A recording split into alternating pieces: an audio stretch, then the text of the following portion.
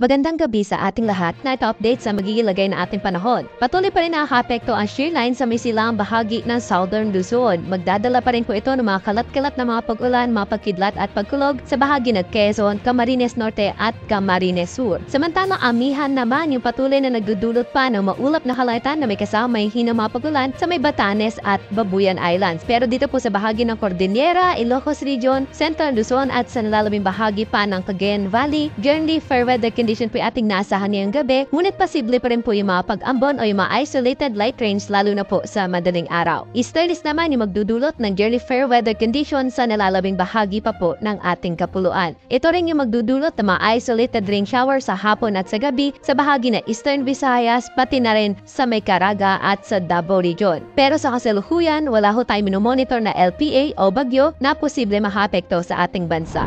At para po sa magiging lagay natin panahon bukas, dahil pa rin sa amihan, ang Batanes at Babuyan Islands patuloy pa rin pumakaranas ng makulimlim na panahon na may kasamang mahihina mga pag-ulan. Ang Ilocos Region, pati na rin po ang Cagayan Valley, pati na rin ang Cordillera Administrative Region at Central Luzon, generally fair weather condition po inaasahan natin bukas. Sa hapon nga lang ay posible pa rin po sila makaranas ng mga pag-ambon. Dito rin po sa Metro Manila, pati na rin sa nalalabing bahagi pa po ng Luzon, maaliwalas na panahon po ating naasahan lalo na sa umaga hanggang tanghali, pero sa hapon at gabi, posible po makaranas ng mga isolated rain showers or thunderstorms ang bahagi ng Bicol Region. Dito po sa Metro Manila, temperatura po natin bukas ay mula 24 hanggang 32 degrees Celsius. Sa Baguio City, 15 to 22 degrees. Sa Lawag naman, aabot sa 32 degrees ang maximum temperature, 31 degrees naman sa Tugigaraw at sa Legazpi City. Sa bahagi ng Tagaytay, 22 to 31 degrees yung inaasahan po natin magiging agwat ng temperatura bukas. Sa Kalayaan at sa Puerto Princesa, aabot po sa 24 hanggang 32 degrees ang agwat ng temperatura. Dumako na po tayo sa Kabisayaan na kung saan wala rin ho tayo naasahan dyan na malawakang mga pag-ulan bukas, kaya expect po natin na magiging maaliwalas, medyo mainit po ang ating tanghali dyan, lalo na sa Iloilo, Cebu at Tacloban na kung saan aabot sa 32 degrees ang maximum temperature. Sa hapon naman, posible po ang mga thunderstorms, sabay bahagi po ng Eastern Visayas kasama na ang Tacloban. Dumako na po tayo sa Mindanao na kung saan wala rin ho tayo naasahan na weather system na posible makaapekto sa kanila, kaya maaliwalas sa panahon po ay naasahan natin sa malaking parte ng Mindanao. Pero gaya nga nabanggit ko sa may eastern section po na ating kapuluan, easterlies po yung nakaka-apekto, kaya sa may Caraga at Davao Region, posible po sila makarana sa mga isolated rain showers dala ng mga localized thunderstorm at ng easterlies. Temperature range po natin bukas sa Cagayan de Oro ay mula 35 to 31 degrees Celsius. Mainit naman sa may Zamboanga at sa Metro Davao na kung saan maglalaro sa 33 hanggang 34 degrees ang maximum temperature.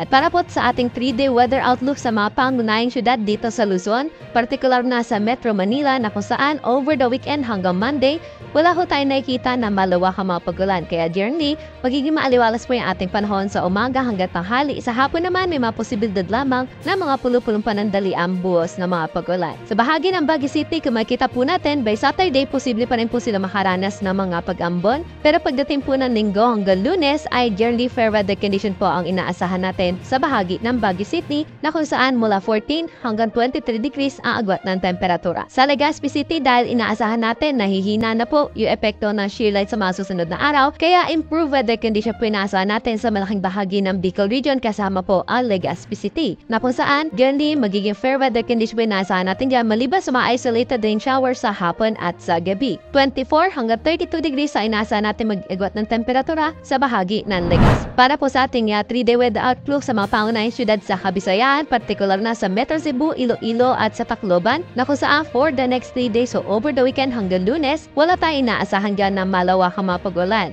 Easterlies po yung prevailing na weather system na makaka-apekto natin dyan, kaya generally maaliwalas po yung ating panahon na inaasahan na kung saan medyo mainit din sa tanghali sa Metro Cebu. Aabot po sa 32 degrees sa maximum temperature, ganun din sa Iloilo at sa Tacloban City. Sa hapon at gabi naman, posible po makaranas sa mga isolated rain showers, dala po na easterlies ang bahagi ng Tacloban City. Para po sa ating 3-day weather outlook sa mga pangunahing syudad sa Mindanao, partikular na sa Metro Davao, Cagayan de Oro at Zamboanga City, wala rin ho tayo inaasahan na malawakang mga pag-ulan, kaya generally maaliwalas din po ang ating panahon na inaasahan lalo na sa umaga hanggang sa tanghali. Pero sa hapon at gabi, posible po sila makaranas ng mga pulupulong mga pag-ulan, mga pagkidlat at pagkulog dala ng mga localized thunderstorm. Sa Metro Davao, ang temperatura po natin for the next 3 days ay maglalaro sa 24 hanggang 33 degrees Celsius, sa Cagayan de Oro 25 to 31 degrees at sa may Zamboanga Zamboanga 25 hanggang 34 degrees Celsius.